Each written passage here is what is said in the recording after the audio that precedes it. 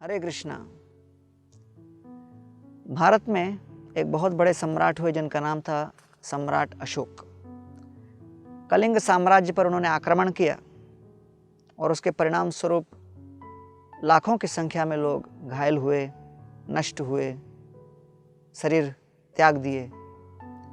ऐसे भयंकर विनाश की परिस्थिति में अशोक उन सभी के बीच देखकर उस विनाशकारी परिस्थिति का अवलोकन कर रहे थे। अशोक जी देखे कि हजारों की संख्या में लोग घायल हैं, खून और रक्त की नदियां बह रही हैं। इस दृश्य को देखकर सम्राट अशोक को अपने हृदय के अंदर अपने शौर्य पर बड़ा गौरव हुआ। लेकिन तभी महाराज अशोक ने एक बड़ा ही अद्भुत दृश्य देखा। महाराज अशोक ने देखा कि एक भिक्षुक अपने हाथ में घड़ा लिए समस्त रणभूमि के अंदर ढूंढता हुआ जा रहा है कि अभी भी जीवित कौन है, क्या मैं किसी की जान बचा सकता हूं, क्या कुछ मृत्यु के कुछ क्षण पूर्व किसी की प्यास बुझाकर उनको मैं शांत कर सकता हूं। एक दृष्टि से देखा जाए तो ऐसे विनाशक परिस्थिति में किसी भी प्रकार का प्रयास लगभग निरर्थक था। तो अशोक के मन में उस दृश्य को देखकर एक महाक्रांति प्रज्वलित हुई।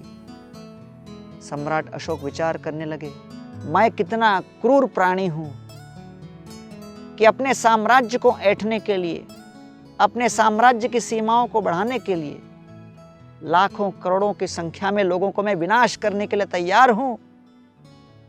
और यहां पर ये एक सज्जन है जो एक व्यक्ति के भी जान बचाने के लिए इतने प्रेरित हैं। उनकी करुणा, दया के भाव को देखकर सम्राट अशोक का हृदय पिघल गया। उनके निकट गए, प्रणाम किया और कहने लगे, हे पुरुष, आपके इस करुणा की भावना को देखकर मेरा हृदय पूर्णतः प्रभावित हुआ है। मैं अपने जीवन में वही पालन करना चाहता हूं जो आप अपने जीवन में पालन करते हो। कृपा करके बताइए, आप किनकी शिक्षाओं का पालन करते हो? वो वास्तव में बौद्ध भिक्षुक थे और बुद्ध जी की शिक्षाओं का अनुगमन करते थे। उनके उस उदाहरण को देखकर सम्राट अशोक प्रभावित हो गए और वो भी महात्मा बुद्ध के सभी शिक्षाओं को पालन करने लगे। तब सम्राट अशोक के मन में इतनी प्रेरणा जागृत हुई कि वो भारत के भी बाहर, भारत की सीमाओं से परे हर प्रकार के एशिया के देशों में उन्होंने बुद्ध धर्म का प्रचार किया। इससे हम देख सकते हैं कि अगर किसी ने अपने जीवन के चरित्र में पारदर्शी चरित्र अपनाया तो केवल उनके दृष्टि से, उनके दर्शन से, उनके प्रभाव से बड़े से बड़े सम्राट का हृदय भी जीता जा सकता है। यहां पर श्रीमद् भागवत वर्णन करता है, एकांतिनो यस्य न कंचनार्थम वांछन्ति ये वै भगवत प्रपन्ना अति अद्भुतम तच्चरितम सुमंगलम गायंत आनंद समुद्र मग्नाः। एकांती भक्त जिनका हृदय हर प्रकार की वासनाओं से मुक्त है, वो निरंतर अपने बुद्धि को, अपने मन को भगवत कथाओं में लीन रखते हैं, क्योंकि उनके मन में अन्य कोई वासना नहीं, इस जगत को भोगने की कोई इच्छा नहीं।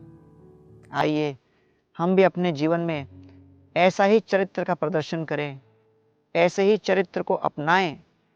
जब हम इन शिक्षाओं का अंतरीकरण कर हमारे कण कण में इस प्रकार की भावना व्यक्त होगी, तब केवल हमारे संपर्क मात्र के आने से लोगों के चित्तवृत्ति में परिवर्तन आएगा।